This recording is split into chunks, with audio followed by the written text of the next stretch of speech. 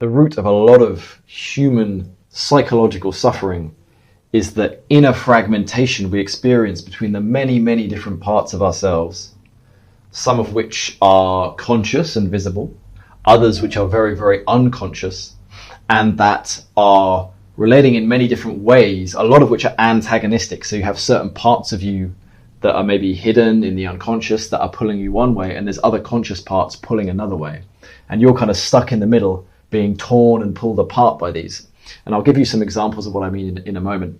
But it's just introducing the topic of healing here is this idea of wholeness as the salve or antidote to all that inner fragmentation.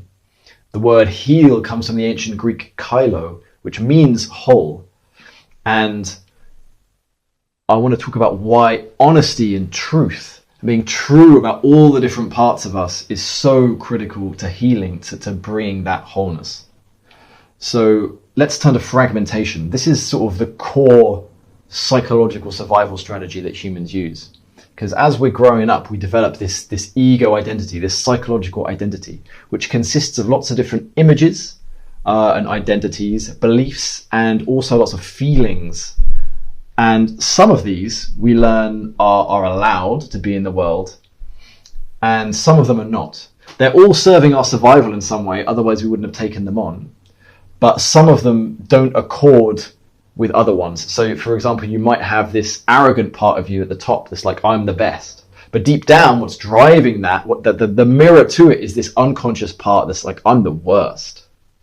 Right? And we've taken both parts on to survive, because the I'm the worst part, it creates a deep sense of shame that drives us onwards to try and strive to be the best, in the hope that ultimately that shame will dissolve, will be good enough that we won't have to feel ashamed anymore. And we never get there, but that's another story.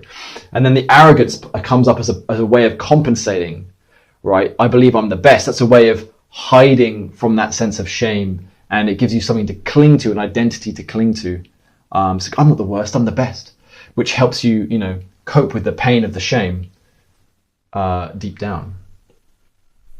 And this happens on all kinds of different levels, with all sorts of different parts of us. And like I said, it's this sense that some of those parts are not allowed to be there, that they're unsafe, that they threaten our self-image. So perhaps we have an image of ourselves as a good little boy, a good little girl, a good little child, because we needed to be a good little boy and girl, because that's how we got love, or child, because that's how we got love from our parents. So any parts of us that don't accord with that are very threatening to our sort of survival in that family situation. So any parts of us that maybe are selfish, that have certain needs that don't fit into that paradigm, that maybe are, parts of you are judgmental or angry at having to live up to this good little boy, good little girl, good little child, right? All these parts have to be suppressed and repressed. And they don't just disappear, they sort of go into the unconscious, where they lurk and cause havoc by coming out sideways in all kinds of different ways. And so there's this conflict within you between that image of the good child and these other parts that are, quote, bad. They aren't really bad, but you've learned that they aren't bad in an absolute sense. You've been taught by your society, by your family, that they're unwelcome, and therefore you label them as bad.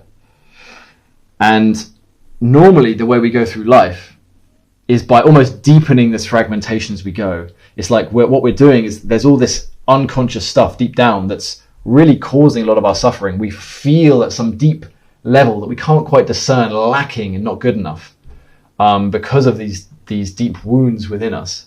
Yet actually we're striving forward with these compensations. So I'm going to be the best, and so you're working hard, or you're striving to be a particular kind of person. You're trying to help everybody so you get love, or you're trying to be the best so you get love, or you're trying to be the coolest so you get love, and you're denying that opposite part of you in that process. And this just exacerbates the split over time.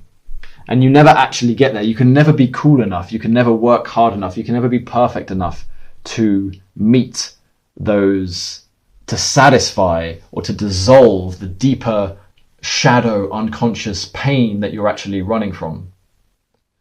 And so this is why healing is counterintuitively sort of reversing that process rather than exacerbating and driving these parts of you further apart. The striving into the future and the denial and repression of the quote negative aspects of yourself. We're trying to reintegrate them and bring them back together. And you do this by, you have to go into the body. All these parts of you, they reside in the body. The body and mind aren't separate, they're one thing. And so you have to go and find these parts of you within you, that part of you that's judgmental, that part of you that's angry, that's part of you that's selfish, that's violent, all these kinds of things that's sexual, you know, that maybe wants to express and dance really openly, creatively. All these parts of you that maybe in different ways for different reasons you were forced to hide and repress. And it's a huge relief when you finally start being honest about what's there. This is where the honesty piece comes in. We get very, very, very good. We've learned, our minds are very, very clever, and they've learned to defend ourselves psychologically against these deeper parts that we're repressing by coming up with these rationalizations, right? So, you know, anger will start coming up and you'll start saying to yourself, well, you know, I don't need to get angry because that person, they're trying their best and there's no reason to do that. Even though the truth of the situation is that anger is present. There might be understanding also and compassion, but there is also anger that's present. Or that, you know, you continuously put your needs aside to help others.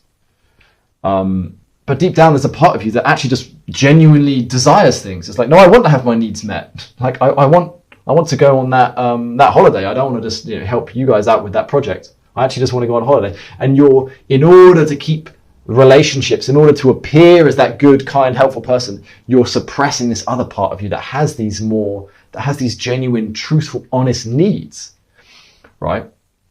And there's all kinds of ways we do this, and the suffering is it's almost like these parts are pulling you in two directions. It feels like you've got the accelerator on and the brake at the same time. We end up feeling trapped and inauthentic and stuck and anxious and depressed, and we aren't sure what's going on.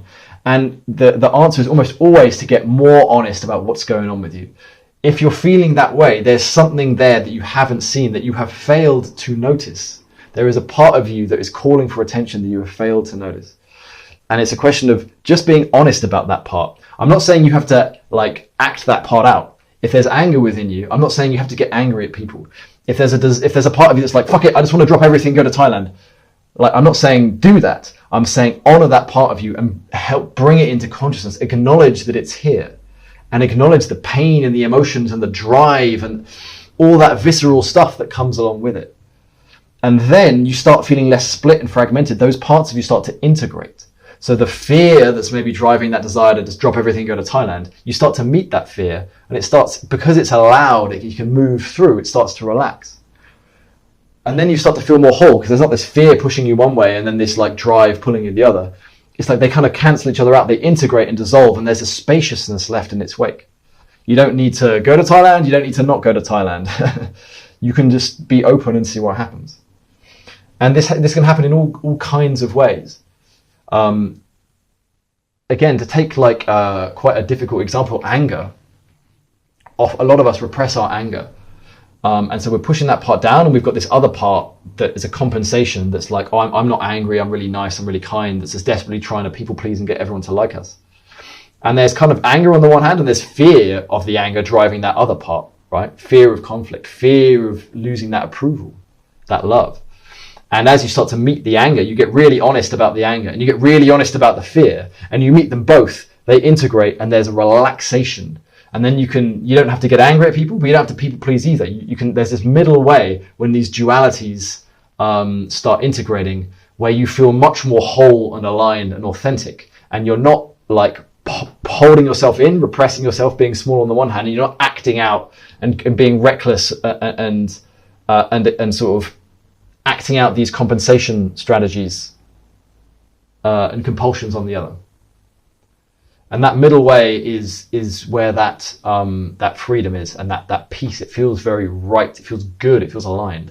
But whatever it is, it doesn't have to be moderate. But the result of it, the behavior, doesn't have to be moderate. It might not be. You might do something radical, but it'll come from a more balanced place, even if the behavior is quite radical.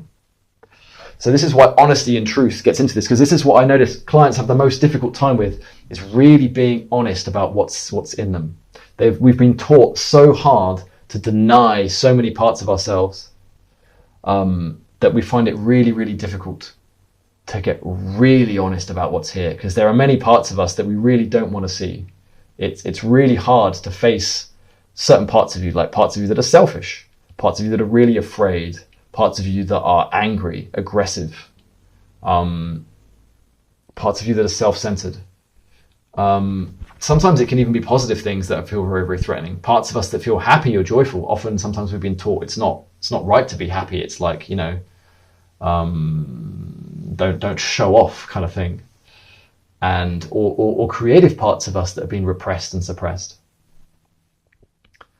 There's parts of us that want to go and create all kinds of beautiful, wonderful, amazing things, but we had to repress that, and it feels threatening to go out and do that, because our nervous system has been taught to expect a backlash of some kind. We'll be criticized, we'll be judged, whatever it is. So if you want some help getting really honest about what's within you, I support people one-on-one, so you can find out more information below. Bye.